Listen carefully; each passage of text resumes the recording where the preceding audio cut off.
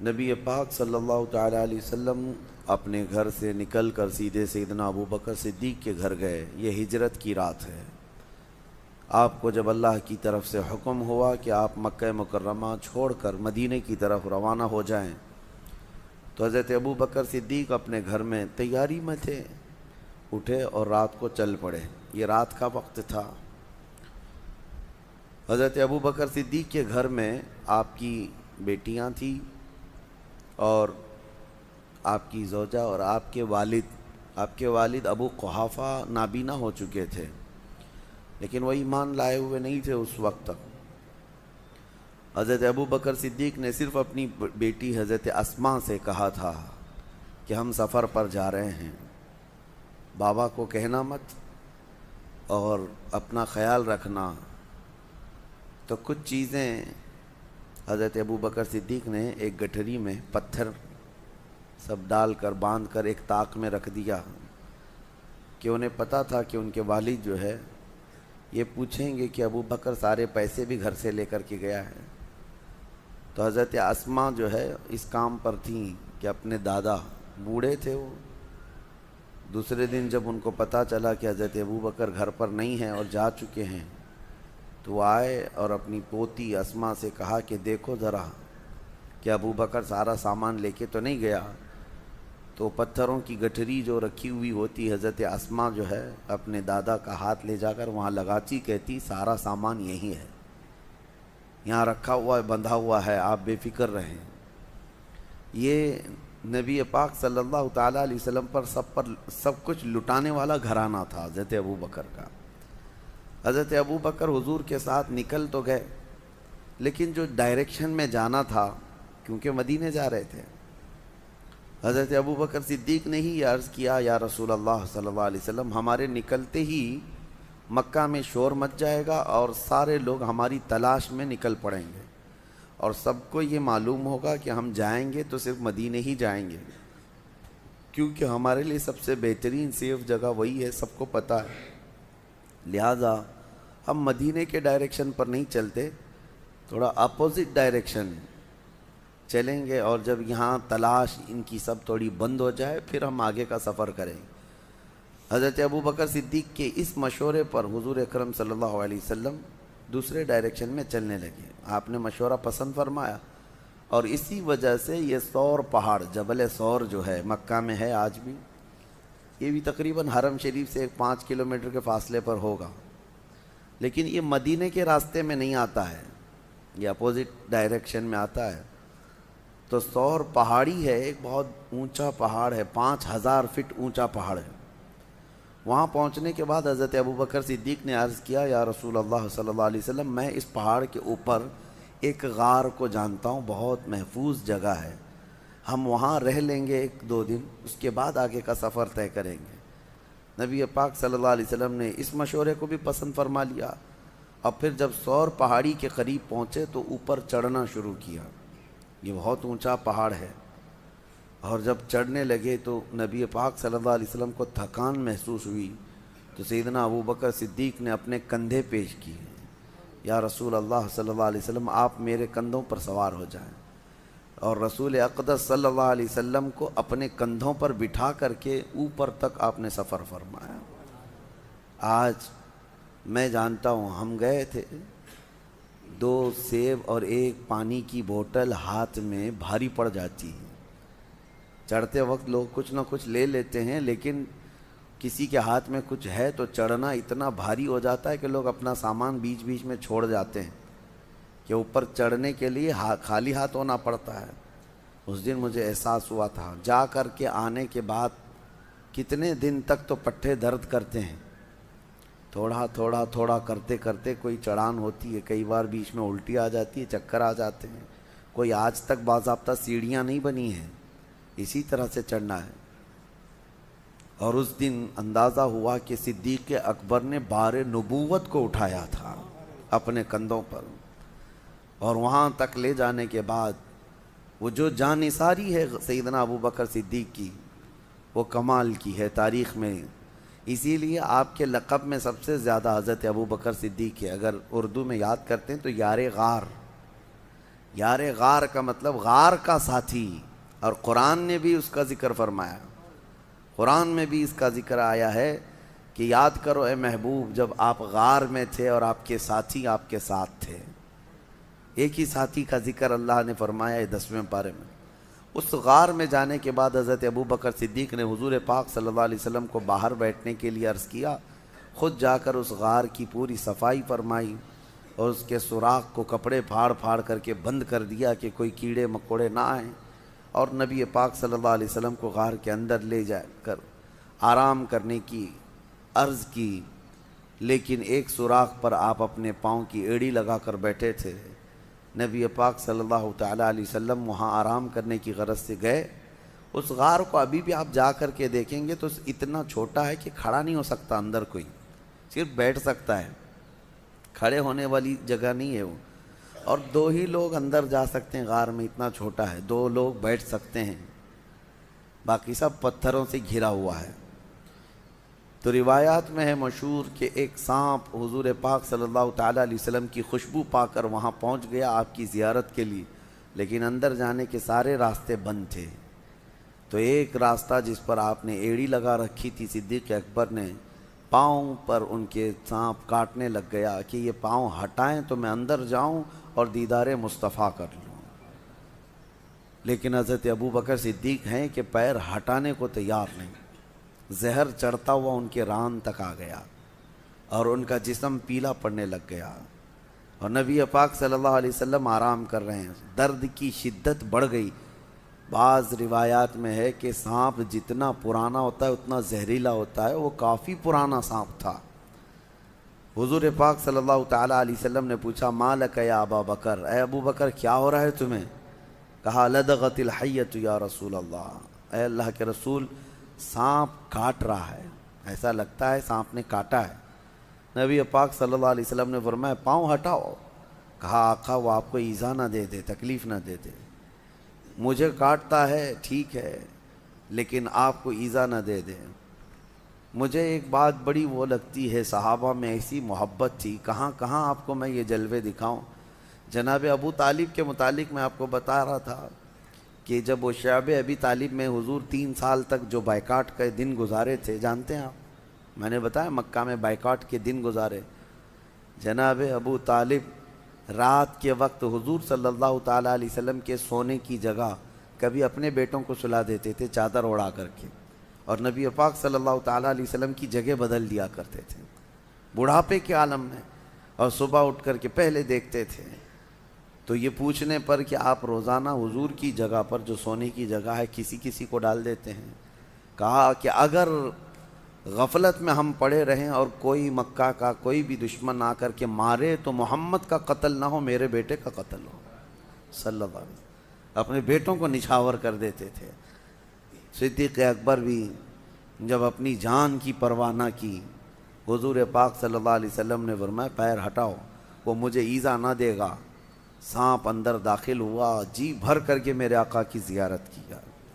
نبی پاک صلی اللہ تعالیٰ علیہ وسلم کی زیارت کے مشتاق دنیا میں کون نہیں ہے سوائے ابلیس کے؟ حضور پاک صلی اللہ تعالیٰ علیہ وسلم کا ہر کوئی مشتاق ہے۔ واپس سانپ چلا گیا، نبی پاک صلی اللہ علیہ وسلم نے اپنا لعاب پاک نکال کر حضرت ابوبکر کے پیر میں لگایا، وہ زہر ختم ہو گیا۔ حضرت ابوبکر صدیق کو زندگی بھر اس زہر کا کبھی درد نہیں محسوس ہوا۔ یہ معجزہ بھی تھا میرے آقا صلی اللہ علیہ وسلم کا۔ یقیناً وہ لمحہ مبارکہ میں اللہ نے شفا رکھی ہے، شفا رکھی ہے۔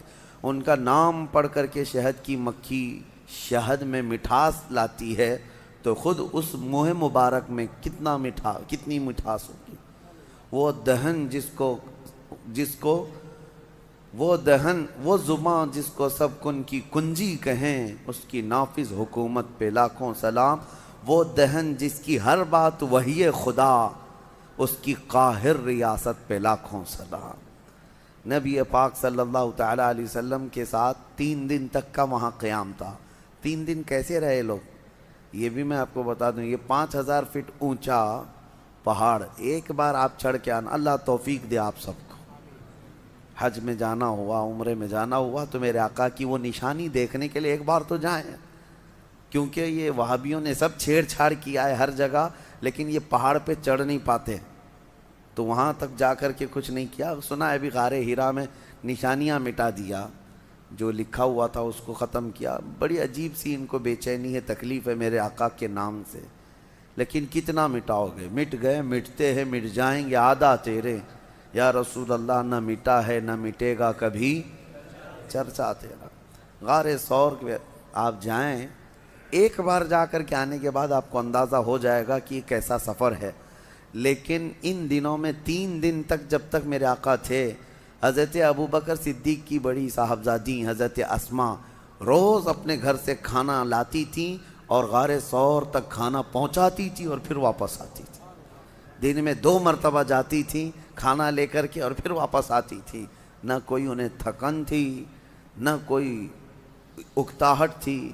اسی لیے صدیق اکبر کا جو گھرانہ ہے وہ میرے آقا صلی اللہ علیہ وسلم پر لٹ جانے والا گھرانہ ہے، بے پناہ محبت کرنے والا گھرانہ.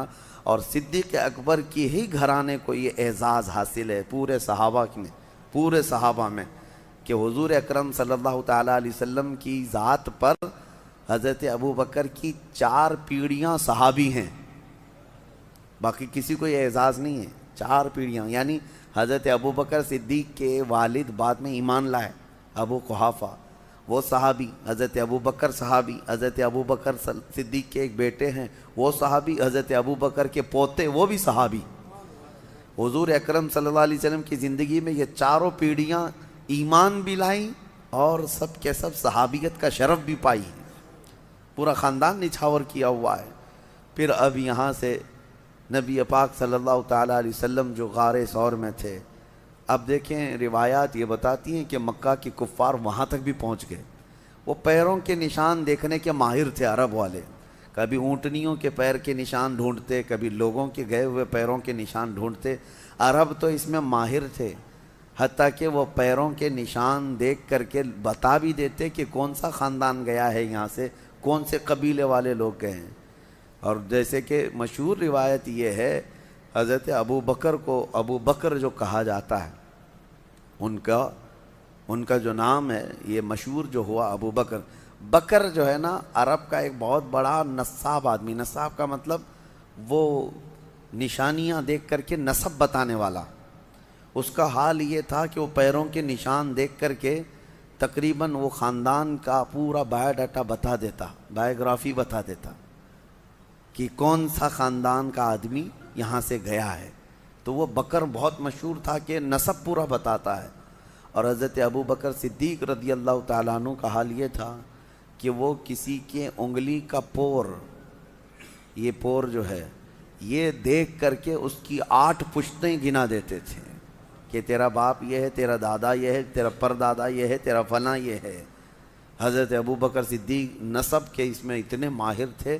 اسی لیے آپ کو کہا گیا وہ تو بکر ہے جو ایک خاندان بتاتا ہے، یہ بکر کا باپ ہے جو 8 پشتوں تک بتا دیتا ہے، ابو بکر. تو حضرت صدیق اکبر رضی اللہ تعالیٰ عنہ کے ساتھ وہاں تھے، تو کفار جو ہے پیروں کے نشان ڈھونڈتے ڈھونڈتے وہاں تک پہنچ گئے. کہاں تک؟ پہاڑ تک بھی پہنچے. کیونکہ مکہ میں دوسرے ہی دن یہ اعلان ہو گیا تھا جو محمد اور ان کے ساتھی کو ڈھونڈ لائے گا اسے 100 اونٹ انعام میں دیے جائیں گے. 100 اونٹ دیے جائیں گے. اس زمانے میں 100 اونٹ کا مطلب یہ ہوا کہ 100 کار، یعنی آج کے زمانے میں جو کار ہے، کار کی جو قیمت ہے وہی اونٹ کی قیمت تھی اس وقت. جس کے پاس ایک کار ہے آج وہ ایک سواری والا سمجھا جاتا ہے، بڑے اچھے طبقے والا سمجھا جاتا ہے، یا مڈل کلاس کا ہے. اور جس کے پاس اس سے زیادہ ہے تو وہ ہائی لیول کا آدمی ہے. اب 100 اونٹ، ابھی یہاں کوئی اعلان کر دے کہ 100 مرسیڈیز کسی کو ملیں گی تو اسی سے آپ کو اندازہ ہو جائے گا 100 مرسیڈیز کا مطلب کیا ہے. تو اس زمانے میں سرخ اونٹ جو ہے وہ مرسیڈیز اور بڑی لگژری گاڑیوں کے مقابل میں مانے جاتے تھے. عام اونٹ الگ ہے، سرخ اونٹ یعنی لال رنگ کا اونٹ وہ لگژری اونٹ تھا. جس کے پاس ہوتا ہے وہ بڑے قسم کا آدمی. اور ویسے 100 اونٹ کا اعلان ہو چکا تھا مکہ میں کہ جو ڈھونڈ کر کے لائے گا اسے 100 اونٹ ملیں گے. آپ کو اونٹوں کی اہمیت ابھی نہیں معلوم، ضرورت آپ کو نہیں پڑتی ہے، لیکن اس وقت کی سواری بھی وہی تھی ان کی سفر کا سارا دار و مدار اس پر تھا۔ اس انعام کے چکر میں در در کی لوگ جو ہے خاک چھان رہے تھے، ڈھونڈ رہے تھے، اور ڈھونڈتے ڈھونڈتے وہاں تک پہنچ بھی گئے تھے۔ اب غار تک بھی پہنچ گئے، یہاں تک کہ اس مقام تک پہنچے کہ اگر وہ اپنے پیروں کی ایڑیاں اٹھا دیتے تو حضور پاک صلی اللہ علیہ وسلم اور حضرت ابوبکر ان کو صاف نظر آ جاتے ہیں۔ حضرت ابوبکر غار میں بیٹھے ان کی گردنیں دیکھ رہے تھے، لیکن کفار و مشرکین حضور کو اور حضرت ابوبکر کو دیکھ نہیں پا رہے تھے۔ غار کے دہانے تک، منہ تک تو پہنچ گئے۔ اللہ تبارک و تعالیٰ نے اپنے محبوب کی حفاظت کے لیے وہاں پر دو نشانیاں ایسی پیدا فرمائی، ایک مکڑی نے جال بن دیے، ایک کبوتری نے فوراً انڈے دیے۔ یہ نشانی تھی اس زمانے میں کہ جہاں کبوتری انڈے دیتی ہے انسانوں کا آنا جانا نہیں ہوتا، اور مکڑی نے جال لگایا، اس کا مطلب اگر کوئی اندر گیا آیا ہوا ہوتا تو جال ٹوٹ چکا ہوتا، اور مکڑی کو جال لگانے میں کافی وقت لگ جاتا ہے، اتنا گھنا جال لگا دیا تھا مکڑی نے چند گھنٹوں میں۔ تو اب یہ دو نشانیاں دیکھ کر کے کفار وہاں تک پہنچ کر کے بھی حضور کے قریب نہ جا سکے، پلٹ کر چلے گئے۔ اللہ رب العزت جب کسی کی حفاظت کرنا چاہے وہ تمہاری گردن تک قریب لا کر دشمن کو بھی دور پھینک دیتا ہے۔ اعلیٰ حضرت فاضل بریلوی رضی اللہ تعالیٰ عنہ فرماتے ہیں، جان ہے جان کیا نظر آئے۔ حضور جو ہے جان کائنات ہیں، اور جان کس کو نظر آتی ہے؟ جان ہے جان کیا نظر آئے، کیوں عدو گرد غار پھرتے ہیں، وہ سوئے لال ازار پھرتے ہیں، تیرے دن اے بہار پھرتے ہیں۔ نبی پاک صلی اللہ تعالیٰ علیہ وسلم کو وہ قریب آ کر کے بھی دیکھ نہ سکے۔ یہ دونوں چیزیں نشانیاں بن گئی۔ اسی لیے بزرگوں نے لکھا ہے کہ نہ مکڑی کو مارو نہ کبوتر کے ساتھ زیادتی کرو، یہ دونوں میرے آقا صلی اللہ تعالیٰ علیہ وسلم کی ناموس کی حفاظت کرنے والے پہرے دار ہیں، جس کو آج کہتے ہیں نا محافظ ناموس رسالت۔ یقیناً میرے آقا صلی اللہ تعالیٰ علیہ وسلم کی عزت کی پہرے داری کرنے والی مکڑی بھی ہے اور کبوتری بھی ہے، اور دونوں عزت پائے ہوئے لوگ ہیں۔ مکڑی کو مارنا منع ہے، ہاں بس یہ ہے کہ اس کے جال کو صاف کریں لیکن اس کو نہ ماریں۔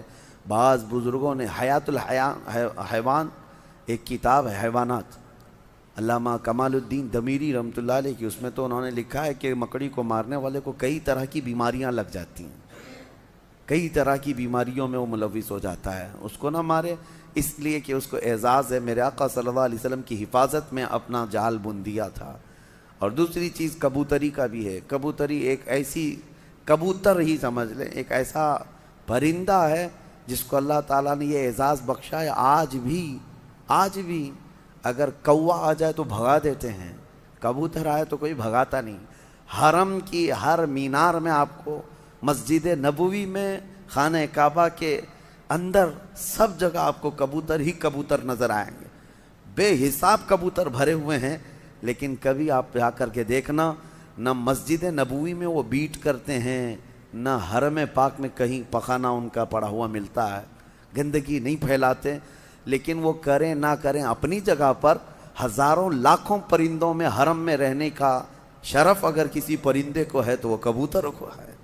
وہ میرے آقا کی جالیوں کے پاس بھی آتے ہیں، نبی پاک صلی اللہ علیہ وسلم کے گنبد پر اپنا بسیرا کیے ہوئے ہیں ہزاروں کی تعداد میں۔